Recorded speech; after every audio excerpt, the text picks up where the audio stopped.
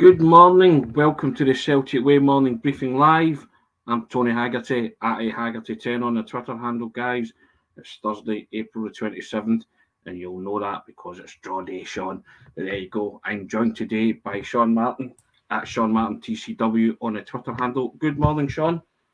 Morning, Tony. How you doing, All right? I'm all right. Or as it's known, not Thursday, April the 27th. It's Sean's penultimate day. Yes, aye. Indeed. Yes, and now the end is near and all that kind of stuff. Yes, we'll do all that tomorrow. Anyway, guys, as I alluded to there, you got to get involved in this. You've got until midnight tonight. Somebody's going to win those tickets, Sean. And all you have to do to win those tickets is to subscribe to the Celtic Way.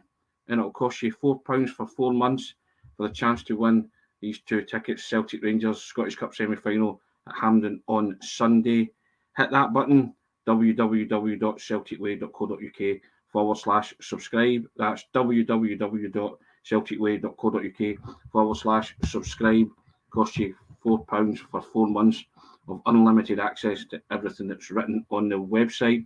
And if you're a new subscriber, you do it today, you'll get a forum. Fill in the forum, you'll be in the mix for the tickets.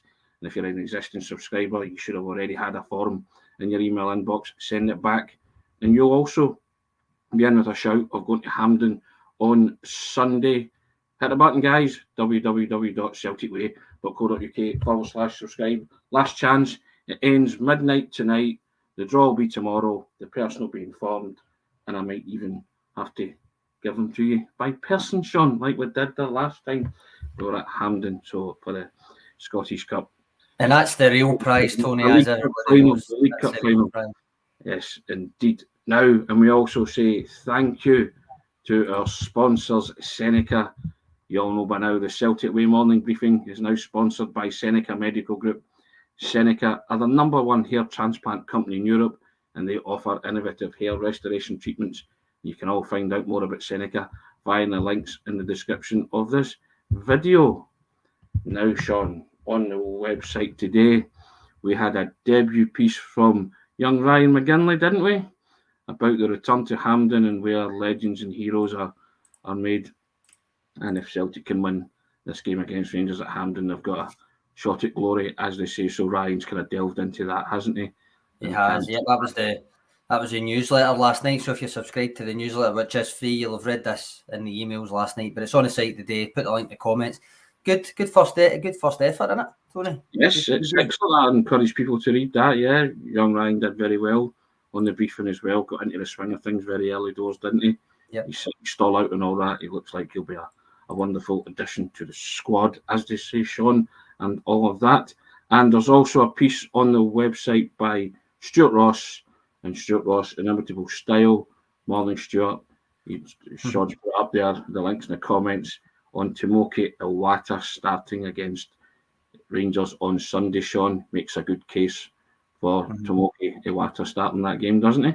It does, but it just ties into this thing where I'm going to wake up sweating thinking it's 11 tomorrow morning. So, yes. He makes a case very strongly, I would say. Yes, you'll be playing Faithless all night, won't you? Insomnia, I can't get no sleep, doing your maxi jazz and tying yourself in knots, as they say, about your XIs, or as you and I like to call it, our starting 11s. If young Aidan, he's due there with the old XIs. Morning, everybody. Thanks for your comments, and also thank you for your comments regarding Sean's news yesterday. I think. Yeah, much appreciated. Very touched. I was very touched by it. Had another few on Twitter as well, which was very touched by it. Yes, indeed. Yeah. So thanks for that, guys. But as I've said before, Sean, it's representative of the community. Aye. We're built on the Celtic way, and people are wonderful, and yeah, they let you know how much they love. A lot of love out there for Sean. It'll be even more so tomorrow, but we'll deal with that when it comes, as they say. Now, Sean. Yeah. Celtic released their Player of the Season nominees, didn't they? They did, yeah. Top 7.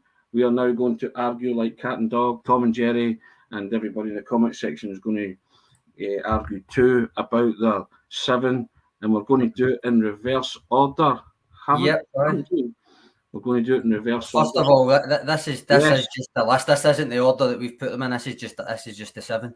This is the 7 that the club has shortlisted. I don't know, Tony, I'm not sure how they decide. Do the club's media team just decide, or is it a fan vote, or I don't know? Because I remember, I don't know if you would have been the same, but when you played boys club football and stuff, they would just take you to the side at training and go, right, who's your player of the year? Yes. And mark it down, and then they would just announce who get the most votes, or player's player. I don't know how they announce the shortlist, or how they decide the shortlist, but that's the shortlist anyway. That's the 7. So you get Callum McGregor, Cameron Carter-Vickers, Greg Taylor, YPOTY, Jota, Kyogo Furuhashi, and Daisen Maeda. Anybody miss out, Tony, that you think should maybe have made it onto there? Maybe make it an 8-man shortlist? Or? I'll tell you who missed out. Me. I missed out to my brother one year playing for East Kilbride Amateurs, and I was I lost by a vote, I believe. Robbery. Robbery. There was jiggery pokery going on, I'm sure. My father ran the team, funnily enough. Oh, there we go. You know, and I came back out of retirement from working in CNA on a Saturday because he said to me, "We need good players." I said, "Why are you looking at me for?" And he burst laughing, and he said, "Come on," and came back. Couldn't have done any more, Sean. Kyogo Furuhashi scored 30 goals. You know, for a mediocre mob. I felt like Kevin Van Veen for you're just tarring them on. They're a mediocre team. What's that say about you if you were second in player of the year? Then? You know, and I never got the player of the year. Never get players playing. Like the Murphys, I'm not bitter. As you can see, I'm over it. I've handled it well in the ensuing years. But there you go. That's just a wee aside. But there you have it. You need to send your dad a strongly worded letter about that. Imagine losing to your brother as well. You know what I mean? It's like, who had the casting vote? That's what I want to know. One of his mates. Mates. Must have been. I'm still feeling hard done by. But there you go. No doubt some Celtic players will feel hard done by here when we go through them. Mafia. I'm not happy. Still not happy. But hey, I'll brave it out. I'm now 50. I'm glad I got that off my chest, Sean. It's been Pete McGee, Tony says that he thinks Matt O'Reilly should be miffed at not being on that list. What do you think? Do you think he's got a case? I think it's a great shout, but I think everybody will point to that dip, or so-called dip in form, despite the fact that you and I always bigged him up and said his actual stats-wise he wasn't bad, you know, winning tackles and stuff like that. So the eye test might have said that he had a dip in form, but the stats maybe not borne it out. So that's the two different ways you can look at that. I would always have Matt O'Reilly on any shortlist because I think he's a wonderful footballer. But again, I think that's what people will point to and say he had a wee blip or a dip in form midway through the season. And you can argue the toss both ways, can't you? What your eyes were telling you, and also what the stats were maybe telling you as well. I think that is probably why. To be honest, I think you're right. I think you could also argue that I think maybe YPOTY, you could say the same thing about that about him, but he's on it. I think he's got maybe moments that stick in the head more than Matt O'Reilly. I think Pete makes a fair shout, but if there's 7 on it, I think might not make it 8. Maybe Matt O'Reilly would be the next guy for me on that list. Tim Anon comes in, says though he is on the Young Player of the Year shortlist. I think might win it. Might be Leila Abada again. And speaking of Abada, Danny comes in and says Abada's stats are good enough to be on there, but he's not played enough. Is that where you stand on it? Do you think? Yeah, without a doubt. I also think you've got to say if you're going to rule out Matt O'Reilly for a perceived blip in form or dip in form, then despite Abada's stats being standout stats, realistically, is he consistent enough to be on a short list with the rest of these players in terms of performances? I would say probably not. Yeah, and I think that's what your eyes told you, wasn't it? Yeah. To be fair. So I think, as I say, you can argue the case both ways for that one, can't you? Wombat, Aaron Moy. Yeah. We had a brief discussion about him before we came on, and I think we both agreed that although since he got up to full fitness and made it a decision as to who starts in central midfield every week, he's been outstanding. It is essentially a full season award, and it did take him a decent bit of time, which is no fault of his own. He wasn't playing much before it, but I think that's probably why he's not on it, Tony. Yes, I would totally agree with that, indeed. Rob, one more. Rob Piemonte says, what about Carl Starfelt, Tony? Well, Starfelt gets a bad rap, doesn't he? And every mistake he makes is highlighted, and the Starfelt. I don't like to use the word. Well, I think there's a lot of criticism of Starfelt, and people can't wait to jump on his back if he does something wrong. So, yeah, I think he cops more criticism than most, but he's been pretty consistent. You've looked into his stats, and that would bear that out. Probably worth an honourable mention, but I still say the 7 that are there are ahead of him, in my own personal opinion. There's a couple of comments here which would chime with our latest power rankings in terms of what we've seen from him so far. Yes. Derek Crawford saying Alistair Johnston would have been on there had he signed at the start of the season. He's been very good. And Jerry Smith says too soon for AJ. It is just too soon. Half a season when there's this level of kind of opposition for the award, it's just not going. It just wasn't going to be enough, I don't think. But I do agree, and I think you saw that in the power rankings when he met the minutes threshold. He'd played more minutes than Anthony Ralston at that point. They both met the threshold. Both had played really well at right back whenever they played. And Alistair Johnston just shot straight up there as a competitor. Now, if he can kind of translate that to the full season when he's got it next season, then you'd imagine he will be up there. Without a doubt, I think he's I think everybody's been really impressed with Alistair Johnston, his attitude, his work rate, his application, his effort, but just the fact that he's actually a player. So, I wouldn't be surprised to see him on the shortlist for next season. But in reverse order, Sean, we've both picked the same player at number 7, haven't we? We have, yep. And on that list, it's not, as you say, this is not the list that we've got, but it just so happens. I'll leave the list up, and it's not the order. It's just we'll give our order. And then the bottom of our list, or 7th, wouldn't say bottom, 7th, is Dyson Maeda, isn't he? Yeah. Aye. Again, you know where I stand on Maeda. I'm a big fan. I think his energy is infectious. I think he's scared of absolutely nothing. Chips in with a fair amount of goals in the wide areas too. I know, and I've seen a few comments that he goes in a wee dip in front of goal. Champions League, for instance, he was kind of the main culprit for missing big chances in the Champions League. It sticks in people's heads. The first thing that comes into my head with him all the time is when last season, when my mate hadn't been to a game in ages, and when he finally seen him in the flesh, he just texted me saying he's flabbergasted, and he just texted me saying he's an absolute pest. And it's hard to disagree with that. I like him. I just think 7th on this list is no shame. No, there's no shame, and I think that's fair. I think for all the same reasons. I think everybody loves his work rate, don't they? And they love the fact that he can chip in and weigh in with goals. My only observation, and I don't say this as a criticism, I just think his delivery from the wide areas could be better.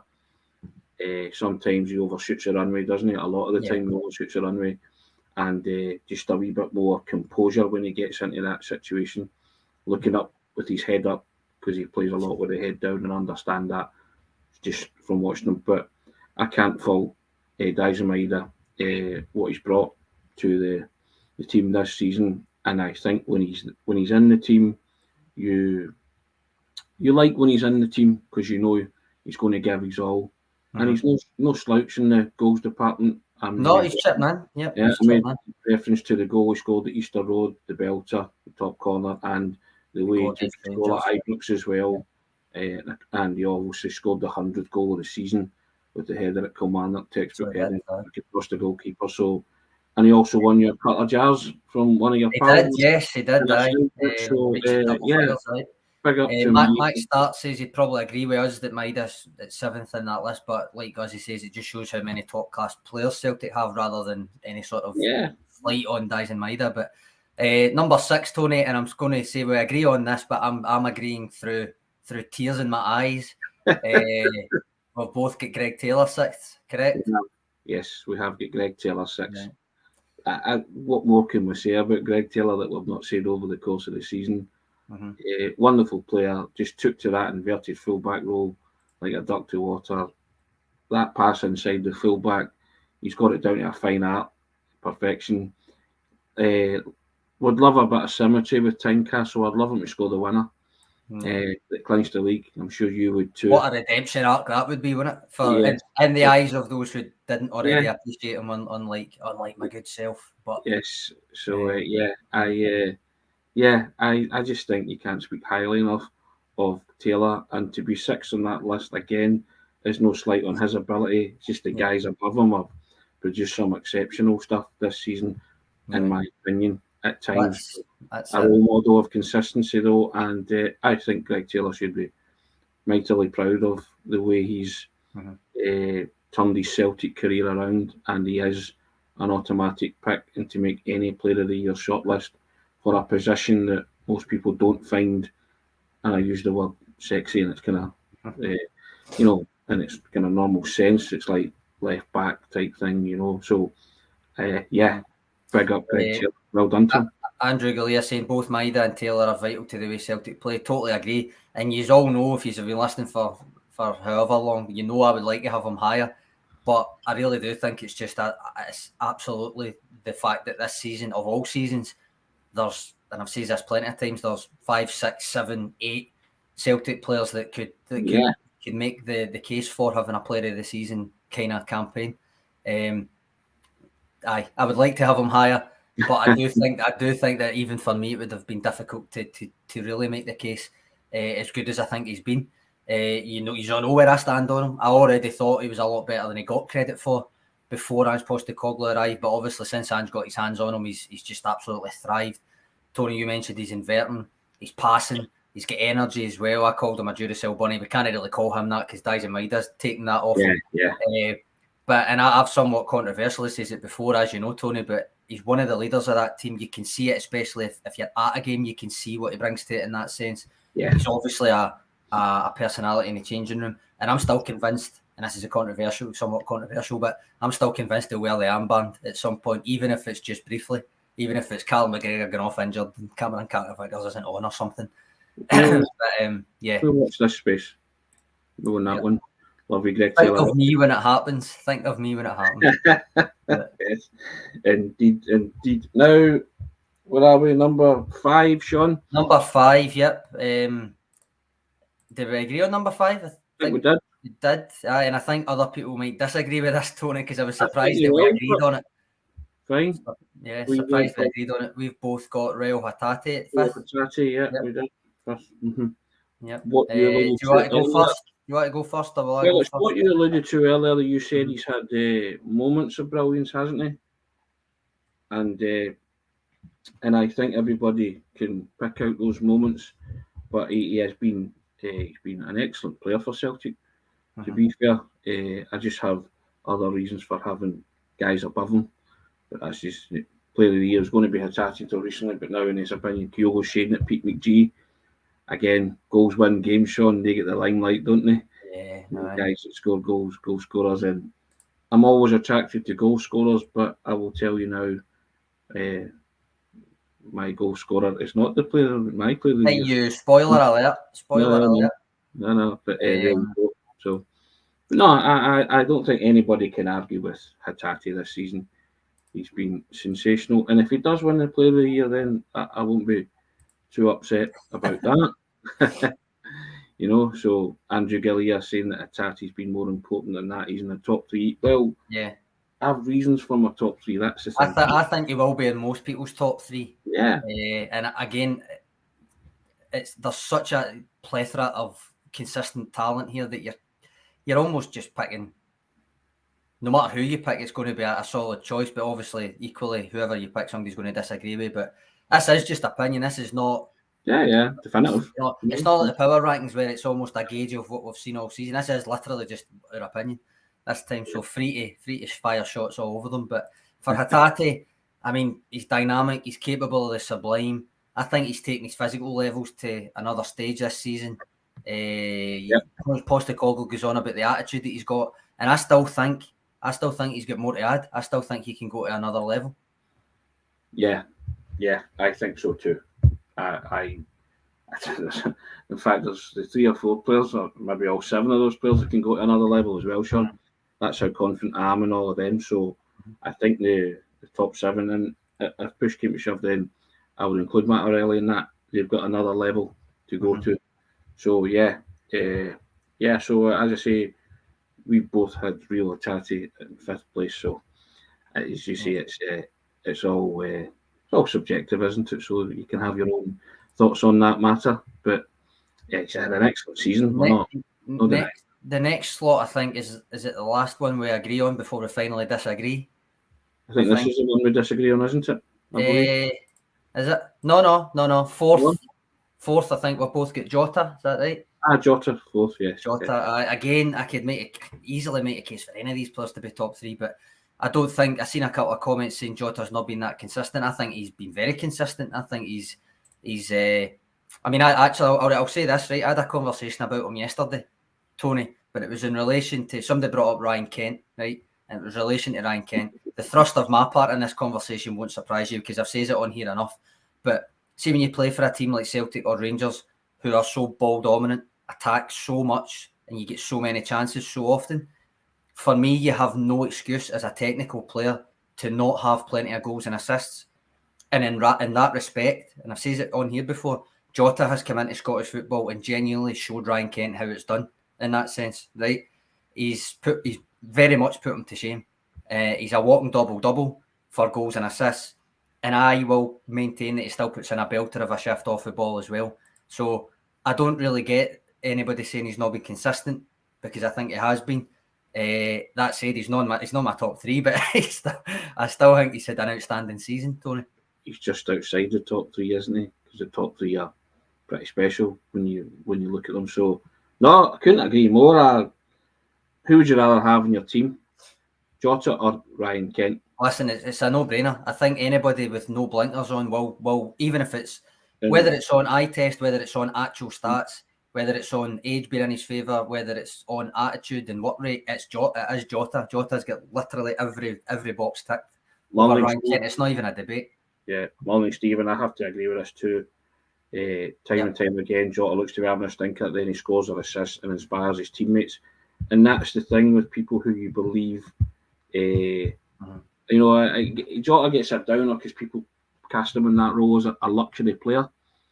But I watched Jota tackle and win the ball back and set up a goal against Hearts most recently. And he's added that to his game when he's no slouch, because I've said before, he does a lot of persistent fouling.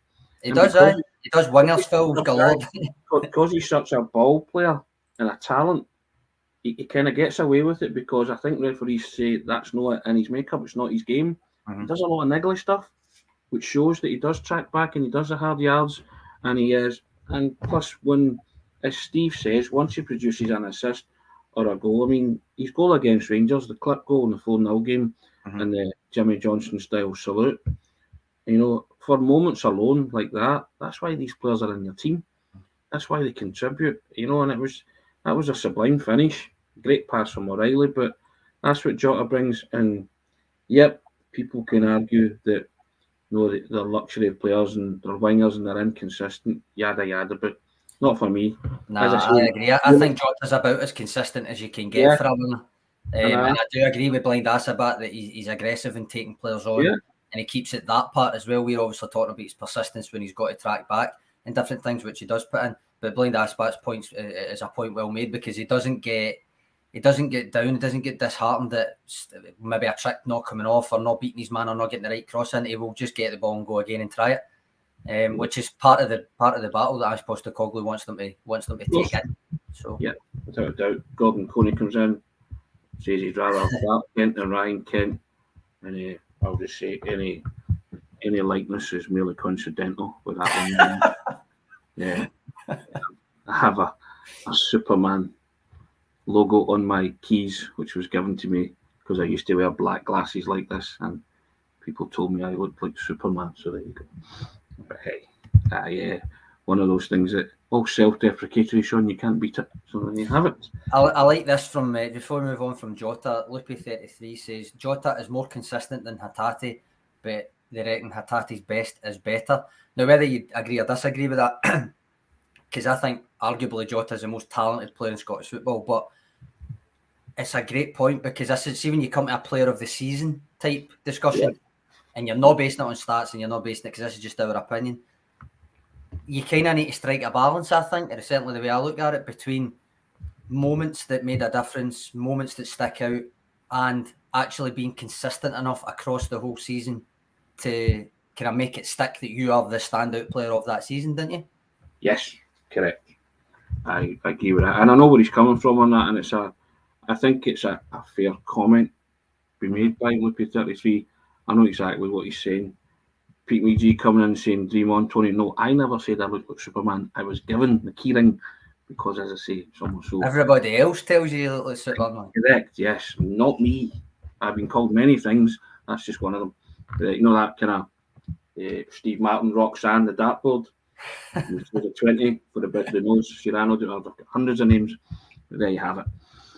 Anyway, on to where are we, John? Podium positions, right? We disagree. On the exact order. It's obviously the same three players because we've agreed up till now. You want to go first? You want to give your bronze medalist? Bronze medalist for me is Kyogo. Okay. He could have been first, second, or third. Mm-hmm. But he's third for me, and I hope that he scores at Hampden on Sunday and gets his 30th, because I think it'll be a wonderful stage for him to, go through that personal milestone, and get the 30th goal. And I love goal scorers. I love Kyogo. You mentioned a word, he's infectious. You were saying about Maida. Mm-hmm. I think Kyogo is probably the most infectious striker at Celtic since Larsson. He just makes everybody happy, doesn't he? Mm-hmm. And and I say I could have had him first, second, or third, but the two guys above him just tip it for me. But without his goals, where would Celtic be? And an unbelievable contribution to Celtic this season, and one who I think will get better and better. And you can see every game with his running, he's off the ball running. He's just an intelligent footballer, knows where the ball is, and it's no coincidence that he has been working on that near post run, and lots of his goals come from the whip ball across. Where his teammates know he'll be there. It's second nature now, and wonderful goal scorer, wonderful predator, and other Celtic players, i.e. John Hartson and other strikers, have commented that he's Larsson-esque. I think that's the highest compliment you can pay him, Sean. That is. Of course. You're talking about him in those kind of, most Celtic kind of royalty, really, isn't it, Henrik Larsson? King of Kings, isn't it? So ingrained in mind, 2-4-2 and 3-15, Sean. Yep. And you've got a player that's people think, won't say he's going to get that total, just depends how long he stays, but who's approaching something like Larsson, because you never ever thought you would see the likes of Larsson again. But somebody who has made you think, do you know what, he reminds me, as you say, of the King of Kings. I don't think his compliments go. That's not bad for Kyogo, and a deserved bronze medal in my opinion, but could have had the gold and could have had the silver. I just feel the other two guys shade it for me. Well, he's not my third place, he's my second place, but we'll talk about Kyogo now and then we'll move on to your second, who's my third. I mean, with Kyogo, to think there was chat that he wasn't quite his cellular this season, Tony. Yeah. And now he's on the brink, as you said, 30 goals for the campaign. He'll be the first to do that since Moussa Dembele in the Invincible season. Yep. I once called him. By the way, I love Moussa Dembele. I adored Moussa Dembele and what he brought to the Celtic team. So, and you always think, but you always kind of think that when someone leaves, that you'll never replace them. Yeah. When King Kenny left, Charlie Nick came along, that kind of thing. They've always had an uncanny knack of unearthing strikers, Sean. Do you know that this is an aside, and it's not a replacement, so to speak, because he was there at the same time. But this is why I always give big John Hartson extra credit when it comes to like people talking about his legacy and all that kind of stuff, because he was the one that properly stepped up. I know he never hit 50 or anything like 40 or whatever that Henrik Larsson hit, but I always sticks in my mind that he was the guy that kind of seized the mantle as the main man after Henrik Larsson left, which is a void that simply couldn't be filled. But I always give big John Hartson credit for that extra credit. Well, he scored 110 goals. He's in the 100 club, so, and he did it in the season Henrik left, supposedly having to prove his fitness again because he had a bad back, and he did that and then some. So I agree with that. But as I say, Kyogo's third in my Seamus Gallagher, Well, always a smiley face, we man the legend, yeah. I always called him, I've called him, I think, 2 or 3 times in the various rankings and different articles that I've called him the cerebral assassin, Tony. Yeah. Because of his intelligence of movement. And even that, to be honest, might be underplaying it, because he's got most SPFL defenders on strings half the time. I would like to point out that he scored the most goals, obviously, which stick in the mind a lot, as I keep talking about moments that stick in the mind, because ultimately when it comes to these things, you need things to separate people when the level is so high. It has scored the most goals, but he's also scored the most that have made a tangible difference to games. It's not just pile-on goals. It's not just goals that when you're already 2-3-0 up. He scored the most goals in the season to put Celtic ahead or to draw them level as well. So, like you, I could have had him higher. He's ended up second for me. He's not my third, but yeah, I could have probably have had him top spot if I really wanted to make the case. But ultimately, I've not. He's third for you, second for me, and then we've switched it. So second for you is Callum McGregor. Yep. Who was third for me. Yeah. So word for the captain, Tony. Just last word on Kyogo. In a professional working capacity, he gave us 2 days we'll never forget. Oh, of course, aye. Yep. For the Hibs League Cup final and the Rangers League Cup final. So big up to him for that. It was good to share that in a working capacity, wasn't it? It was good to be there to see that. Brilliant. Yeah, aye. Cal Mack could be my player of the year. I just think the problem with Cal Mack is that he's set such a high bar. He's almost Sergei Bubka like with a pole vault, isn't he? He just every time he sets a record, he tries to beat it, and he usually does. And he could easily have been my player of the year, because I think people notice, and he gets a bad rap as well, a bit like Starfelt. They notice when he's not on song, as opposed to when, because they just expect it. He's a steady 8-9 player every week. A wonderful captain who inherited the armband after Captain Leader Legend had left. Mm-hmm. And, that reminded me of kind of Davy Moyes walking into Sir Alex Ferguson's shoes or boots. And my goodness, what a job he's made of it, and took it in his stride. And he's the real beating heart of that Celtic team. He's a fulcrum of that Celtic team, to be honest. He's a calming and steady influence. And as I say, any other year, Cal Mack would win this competition hands down for me. But second to my player of the year, I think so highly of. But listen, just that comeback game at Pittodrie, when he just, and you spoke about him being the Paul McCartney, didn't you, of the team? Yes. And I get all that, but I know what you mean with that. Just conducting that band. He's the man. He's the go-to guy. He never shies away from a pass. Good players always make themselves available. Better players always make themselves, always give themselves space. And he always picks the ball up in space. And as I say, if anything typified Cal Mack in his reign so far, his 2 years, for me, it's not any of his goals. It's that run at Ibrox that day. Yep. Celtic back into that game after 7 minutes, after going to go down after 3 minutes at Ibrox, and he just refused to accept that Celtic were going to lose that day, or and he wanted desperately to win the title and become a Celtic winning captain, and he drove the team on that day, and he's been driving the team on, since he was handed that armband. So can't speak highly enough of Callum McGregor, to be honest. Nah, same for me. I'll keep it simple. You've covered it all there for me. As I say, it was my third, not second, but inspirational, integral, incomparable. The man who sets the standards on the pitch and off it, Tony.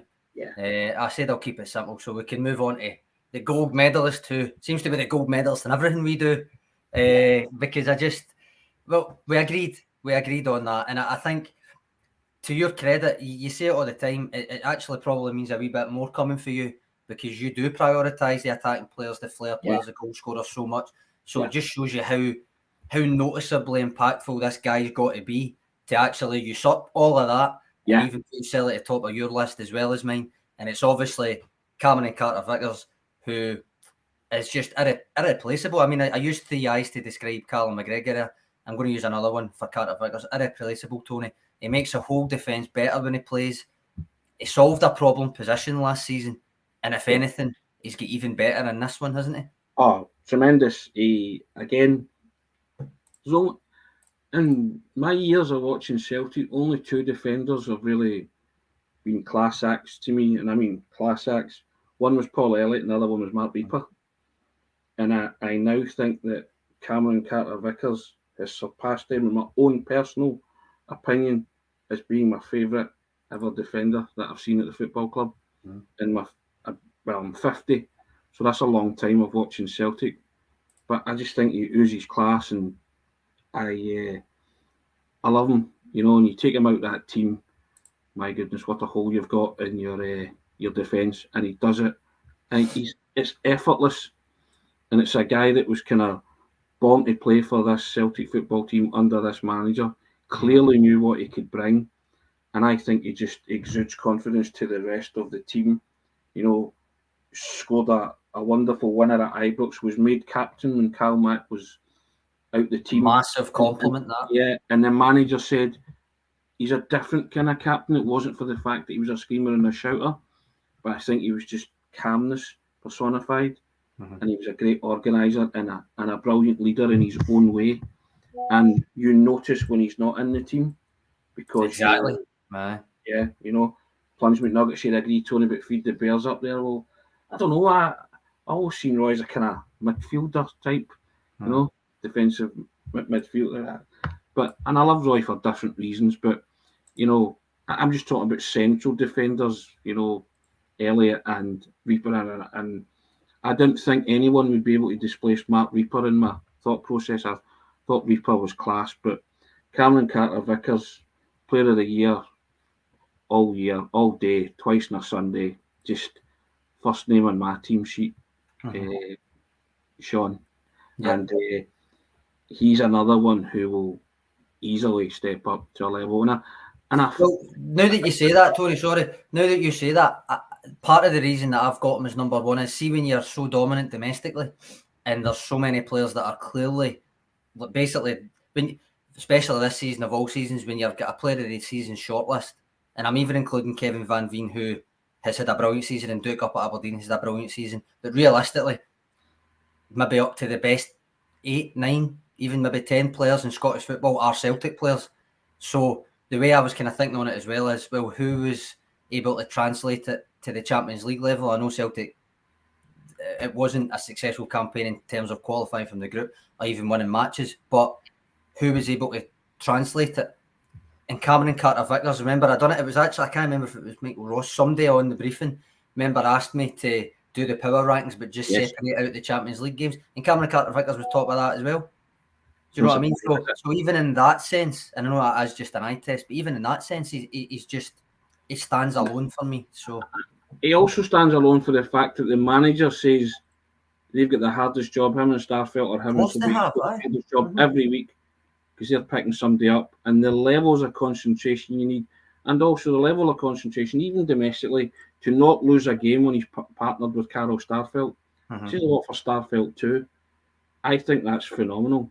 And as I say, I'm naturally attracted to wingers and centre forwards and number 10s, creative types, because of the reason I used to play as a winger, sometimes a centre forward. Yeah. You got Armando Maradona was my all-time hero, the greatest of all time, number 10s. Even though disagree with that, but so these are players that naturally just catch my eye. But this guy, since he's came in, don't know what it is, but the Celtic jersey's just suited him, hasn't it? And because this is a guy who had 6 loan spells before he came to Celtic, couldn't settle anywhere, and people were questioning why that happened. But been great for his career, taking him stratospheric, and Ange has been wonderful for him too, giving him that trust, placing that trust in somebody, and also the Celtic supporters who have taken to him instantly. He's a big unit, you know, and they just love him, and everything that he does. Just for me, oozes class, and yeah, I think as compliments go, to be in that kind of holy trinity now of Elliott, Reaper, and Cameron Carter-Vickers, I think that speaks volume for my own kind of perception of him as a defender. Because as I say, it's you pointed out, defenders are never really my bag. I was too busy trying to annoy them, you know what I mean, and get in behind them and score. So yeah. Well, like you, Tony, I was a winger or a forward as well, but I did have a stint at sweeper, so maybe I've got a wee soft spot for defenders in that sense. Obviously, more Cannavaro than Cameron Carter-Vickers. No, El Capitano. But no, get your top sevens in off the list, guys. I've had a couple in of the placings here. He says number 1 for him, Hatate. Pardon me. Number 2, Kyogo. 3, Callum McGregor. 4, Cameron Carter-Vickers. 5, Greg Taylor. 6, Jota, and 7, Maida. So many's that in common with us, or at least with me. 2, 3, and 7. So three in common with me, Tony. Yeah. Aye. People see different things, don't they? So so CCV's a modern day Paul McGrath makes defending look easy. Yeah, Paul McGrath was different gravy, Aye. Yeah. Speaking of Paul McGrath, I'll give you a story. I remember interviewing I think when Alan Kernigan was the manager of Clyde. Right. And he never trained all week, and he put himself in the team for the Saturday. So we were speaking to him afterwards, and I said to him, I take it you are working on the Paul McGrath kind of feeling this week, or training methods. Don't train all week, put yourself in the team. I says, but to be fair, Alan, I says, I know you were both played for Ireland. I says, but that's where the similarities end. Paul McGrath was a bit of a player, was he not? To be fair to Alan Kernigan, he turned around to him and he went, how many £1 million moves have you ever made in your career? I just went, touche. I thought, brilliant response. And he kind of shot me a glance and went, can I see you at the end? I said, aye. And we kind of spoke at the end, and I said, look, that probably came out all wrong. I was a bit clumsy in the way I was trying to express it. And he busted laughing and he went, aye, he says, I thought you'd some set on you to say that. I was like, fair enough. But after that, he was we remained good pals. But he always reminds me of that whenever I see him. You know, he always saying to me, "Any £1 million moves yet, Tony?" I'm like, so, but great guy. But Paul McGrath, what a defender he was. I think that's different gravy altogether, isn't it? When you speak about guys like that. Yep. Tony Jenkins says, what a great bunch to select from, full stop. Curtis comes just back in a wee extra bit for Hatate, saying, I've noticed that he's not been there the last few weeks and he feels that he's got the highest ceiling out of that list as well. I think you've got a point. I think it's probably between him and Jota for me. Again, Tony, it benefits me to talk up Rail Hatate's ceiling, doesn't it? But it does indeed. Derek Crawford coming in with his 1 to 7. He's got Carter-Vickers, Callum McGregor, Kyogo, Taylor, Hatate, Jota, and Maida. Maida seems to be most people's number 7 pick in that, which again I don't think is an insult to him. I just think it's a credit to the amount of standout performers that Celtic have had this season. Yeah, Derek Crawford and myself agreeing on the top 3 certainly. And I think Hatate was 5. So 4 out of that 7. Rio was the best player for Colin McGuinness, but not had quite as good a season as some. Fine margins though. Yeah, it's fine margins, of course. As I said, that myself and Sean just thought it'd be a good idea to dissect this and see what you all thought. Gary McDowell put his own one in there, Sean. See, when it comes to Gary's put first Kyogo, second Hatate, third Carter-Vickers, fourth McGregor, fifth Jota, sixth Taylor, and seventh Carol Starfield, who's not on the list. So he's just snuck him in at the end there. I think it would be interesting to see if who wins the club player of the year chimes with who wins for instance, the Scottish Football Writers Player of the Year, the sponsors player of the year, all that kind of stuff. We see if there's a clean sweep and Emilio is a Aguirre-esque kind of season. I don't think there is. I don't think there's going to be a consensus unless people just go, right, well, Kyogo's hit 30 goals, we need to give it to him. Which I think is a legitimate choice, don't get me wrong. But I genuinely think this is one of the hardest ones to call, just because of how many have been really good this season. You look at how consistent Celtic have been. Mm-hmm. Conceivably, see that Celtic Player of the Season list, that could form either the Scottish Football Writers Player of the Year list or the Sponsors Player of the Year list easily. It won't because it won't because of the I know, but it should. That's what I was meaning. Like you could say up to 8 or 9 of the best players in Scottish football this season have been Celtic players. I realise Kevin Van Veen will get in, Duke will get in, and they've had brilliant seasons and probably rightly should be in and probably in the shortlist. But probably Tavernier for scoring 100 goals.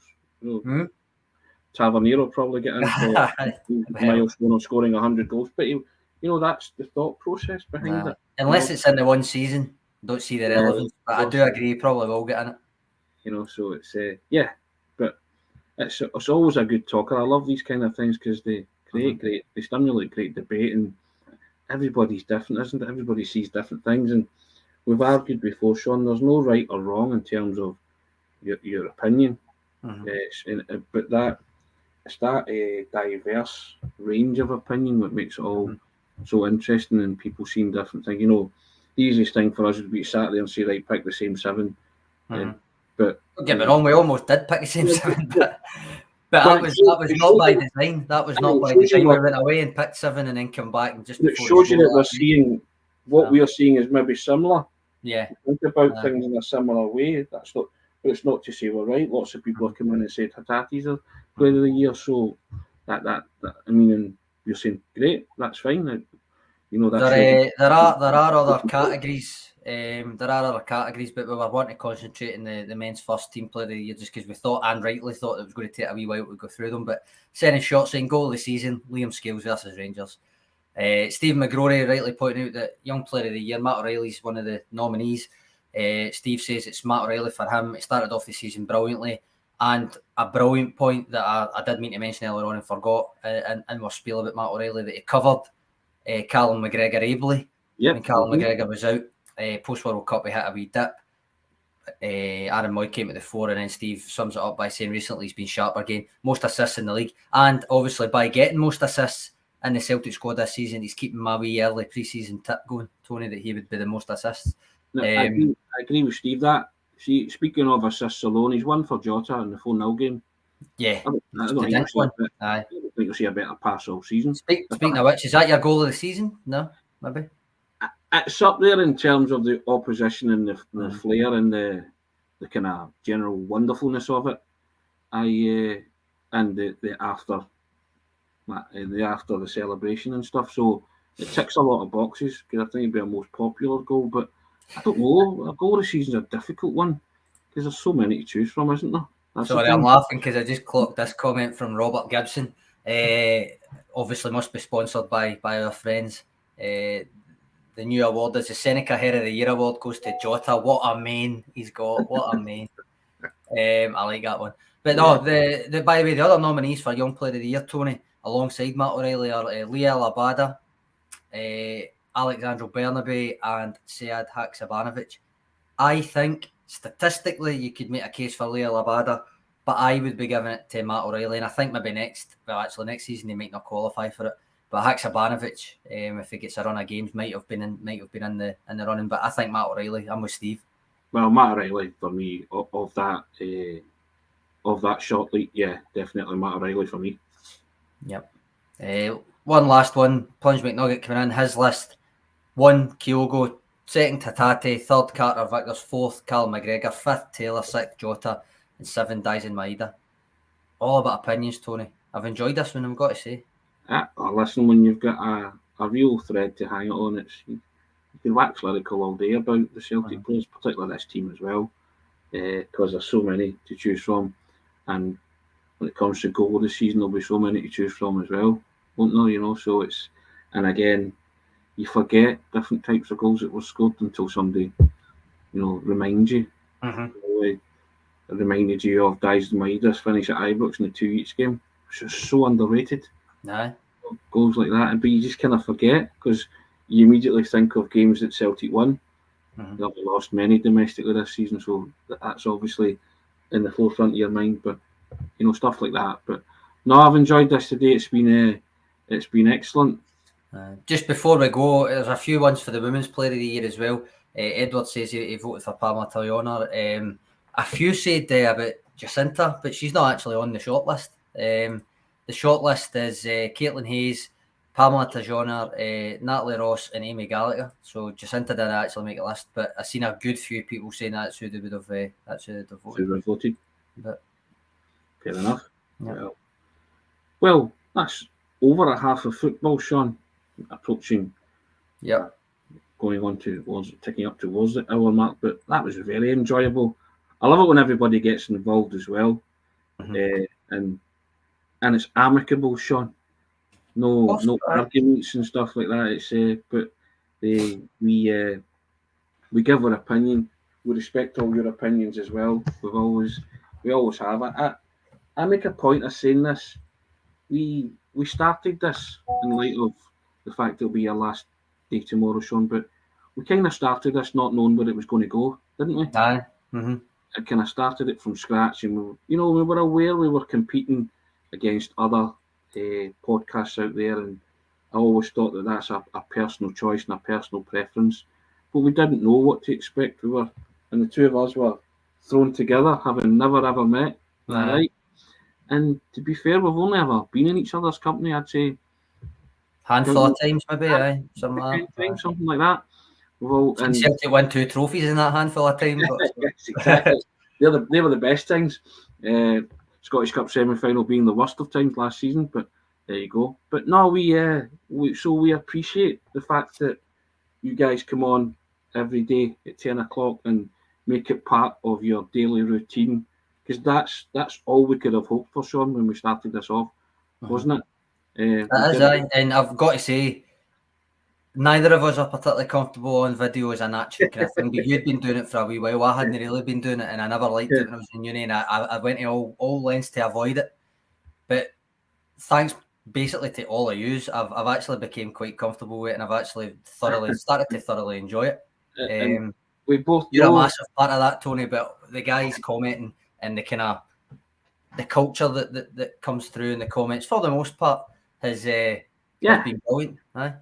And we both are very self-aware that we need elocution lessons. Isn't that right, Sean? You try to give me them in uni, Tony. It didn't work. You should see your old dad doing the TikToks when Sean sends that email. It's that time again. I go into meltdown. I could show you the video on my phone. There's about 300 takes just to get like a minute TikTok. But yeah. So, as I say, it's not lip service, because we couldn't do it without you.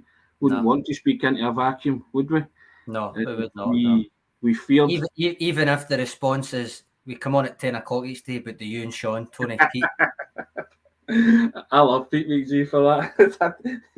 You never thought Pete would just do it to annoy you. We just wait 10 o'clock, 10:01, right, we'll go now. That's very kind, Beach Boys. Thank you so much. Really appreciate it. And we're not doing it for people to tell us how wonderful we are. We do it because we love doing it. It's our job. We try and maintain the highest level of professionalism that we can. We hope that we entertain you, but we don't take each other that serious. You can talk as much as my mum, Sean. But we as I say, that's why we involve you, because we don't like just the fact that two people are forcing your opinion down your throat. We want to hear from other people. And as I say, we didn't envisage that it would take off like this. And I think Steve McGrory sums it up here as well. Great little community, great culture. Well done. Thanks, Steve. Appreciate that. And we've gotten to know a few people personally as well, and they DM me and stuff. And it's quite humbling in the extreme. It is, right. To be fair, and Sean got that yesterday. Yeah. The amount of love that was poured out for him when he announced his news that he's leaving tomorrow. Tomorrow's going to be a tough day for myself personally. I'll try and keep it together. We'll see what happens. Tomorrow's another day, isn't it? See what happens after a couple of pints at night time, Tony. But as Jockstein famously said, and I quoted it in one of my articles recently, Sunday, countdown to Sunday, play like there's no more games, Sean. Play like there's no more tomorrows. but there's always a game and there's always a tomorrow. And we'll see you tomorrow. But before we go, just flag up, get involved, guys. Midnight tonight. Last chance, 2 tickets. Hampden semi-final, Scottish Cup semi-final, Celtic versus Rangers. Celtic trying to beat their rivals in order to keep their dream alive of an 8th domestic treble, Sean. No club's ever done that. Costs you £4 for 4 months for unlimited access to everything we do on the website. Click of a button, www.celticway.co.uk/subscribe. That's www.celticway.co.uk/subscribe. We also say thank you to SENECA. SENECA, as you know now, the Celtic Way morning briefing is now sponsored by SENECA Medical Group. SENECA are the #1 hair transplant company in Europe, and they offer innovative hair restoration treatments. And you can find out more about SENECA via the links in the description of this video. And for the penultimate time, I say cheerio to our man Sean. Say thank you for your contribution, as always, first class. Guys, we'll see you tomorrow. Big emotional day tomorrow. We'll get through it, don't worry. And we'll preview the big game on Sunday as well, Shawnee. We'll try that too. We'll try it, Thanks, troops. Take care. All the best.